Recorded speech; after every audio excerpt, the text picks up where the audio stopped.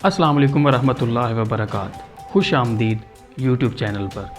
आज बहुत इम्पोर्टेंट ख़बरों के हवाले से बात करेंगे जो कि दुनिया में मुख्तलिफ डेवलपमेंट्स हो रही हैं। आज कवर करेंगे कि किस तरीके से अमेरिका जो है वो यूक्रेन से अपना हाथ उठाता हुआ पीछे होता हुआ नज़र आ रहा है। और दूसरे नंबर पे बात करेंगे कि रूसी सदर ने जब से हमले का हुक्म दिया है तो किस तेज़ी से यूक्रेन पर चढ़ाई की गई है और यूक्रेन के मुख्तलिफ शहरों पर कब्ज़ा किया जा रहा है। यूक्रेन के एटमी रिएक्टर पर भी कब्ज़ा कर लिया गया है। और तीसरे नंबर पे बात करेंगे कि जो यूक्रेन के सदर हैं उन्होंने क्या आवाम से अपील की है और आलमी रहनुमाओं की तरफ वो किस तरह देख रहे हैं। इन्हीं तमाम चीज़ों को आज कवर करेंगे।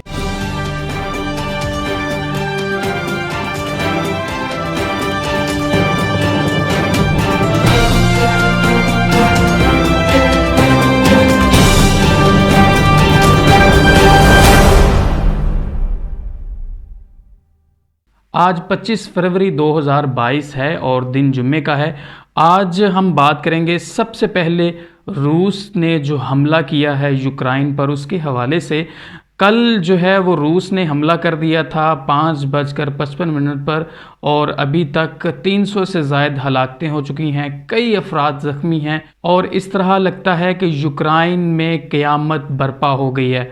हर तरफ अफरा तफरी का आलम है। रोड्स पर जो गाड़ियां हैं वो उनकी ब्लॉकेज नज़र आ रही है और शहरों पर मिसाइल हमले किए जा रहे हैं और टैंक्स की भरमार है और लोगों के अंदर ऐसा खौफ फैला हुआ है कि लोग तहखानों में छुपने पर मजबूर हो गए हैं। ऐसा दिखाई दे रहा है नाजरीन के आइंदा चंद घंटों में शायद रूस जो है वो यूक्रेन पर मुकम्मल कब्ज़ा कर लेगा और यूक्रेन की हुकूमत बिल्कुल ख़त्म हो जाएगी।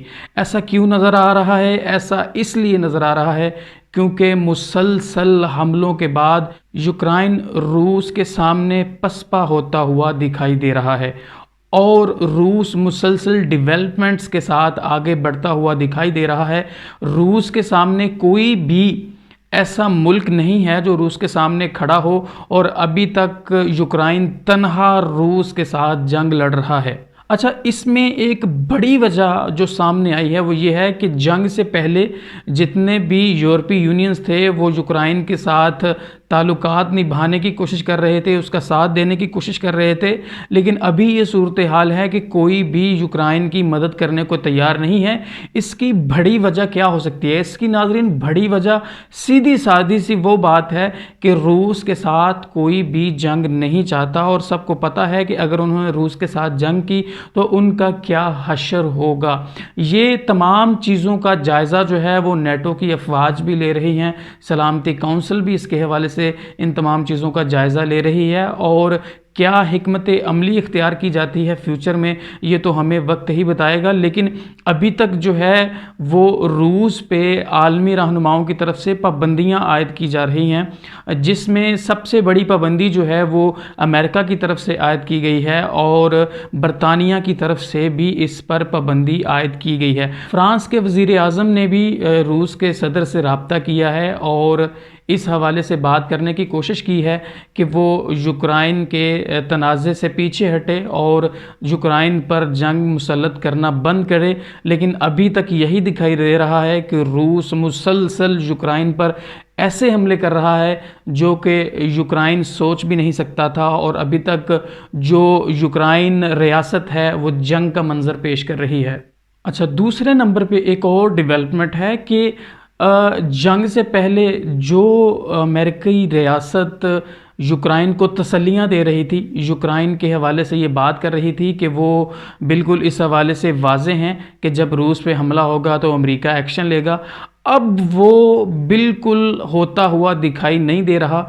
रूस ने जब से हमला किया है यूक्रेन पे अमेरिका ऐसे लगता है जैसे वो सकते में है, सकते की हालत में है और जो बाइडन ने ये वाज़े तौर पे पैगाम भी दिया है कि रूस के हवाले से रूस के ख़िलाफ़ अमेरिका अपनी फ़ौजें नहीं भेजेगा बल्कि जो सनती जंग है उसको इख्तियार करेगा। वो रूस पे मुख्तलिफ़ किस्म के बैरियर्स लगाएगा और रूस को टैकल करने की कोशिश करेगा। लेकिन ये तमाम चीज़ें क्या यूक्राइनी अवाम को तसल्ली दे सकती हैं? जिस तरह से वो जंग से पहले एक रोल प्ले कर रहे थे और कह रहे थे कि हम ऐसा कर देंगे या वैसा कर देंगे, तो ये भी एक यूक्राइन के लिए बहुत जो है वो अफसरदा बात है। यूक्राइन के लिए शॉकिंग पॉइंट है कि किस तरीके से अमेरिका इस तमाम मामले से पीछे हट गया है। अच्छा, बात करें यूक्राइन के जो सदर हैं उनके हवाले से कि यूक्राइन के अंदर एक तो ये है कि 18 साल से लेकर 60 साल की उम्र तक के अफराद के ऊपर पाबंदी लगा दी गई है कि वो मुल्क छोड़कर नहीं जा सकते। इसकी बड़ी वजह यह है कि यूक्राइन की सदर की ये कोशिश है कि रूस के साथ जंग की जाए, और उन्होंने ये भी पैगाम दे दिया है यूक्राइनी फ़ौज को कि जितनी आर्मी है वो सारी की सारी डिप्लॉय की जाए रूस के अगेंस्ट और रूस से जंग की जाए। अच्छा, उन्होंने एक और भी बहुत वाज़ेह पैगाम दिया है। उन्होंने कहा है कि रूस जो है वो ये चाहता है कि जो मेरे ज़ाती तौर पे ख़ानदान है या मेरे जो ज़ाती तौर पे अहबाब हैं, जो सदर कह रहे हैं उनके ज़ाती तौर पे जो अहबाब हैं उनको नुकसान पहुंचाया जाए। वो ये कहते हैं कि वो चाहते हैं सदारती निज़ाम को नुकसान पहुंचाया जाए, और इस तरीके से वो हमला इतना भरपूर कर रहे हैं कि यूक्राइन भी उसको संभाल नहीं पा रहा।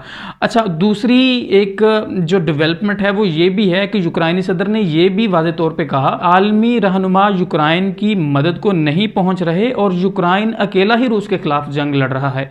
ये गिला भी उनका बनता है क्योंकि इससे पहले, जंग से पहले सारे ही रहनुमा जो हैं वो यूक्राइन को सपोर्ट करने का कह रहे थे, लेकिन अभी सारे तमाम के तमाम पीछे हट गए हैं। बहरहाल जी, रूस जो है वो मुसलसल अपनी कार्रवाइयाँ कर रहा है और ऐसा दिखाई दे रहा है कि रूस जल्द ही यूक्राइन पर कब्ज़ा कर लेगा और यूक्राइन को जो है अपने तरीके से जो भी वो चाहता है, जो भी उसके मकासद हैं, वो उस पर अप्लाई करेगा। क्या डेवलपमेंट्स होंगी इस फ्यूचर में और किस तरह से तमाम मामला चलेंगे, इन पे इंशाल्लाह नेक्स्ट वीडियो पे भी बात करेंगे। अभी तक के लिए दीजिए इजाज़त। अल्लाह हाफिज़।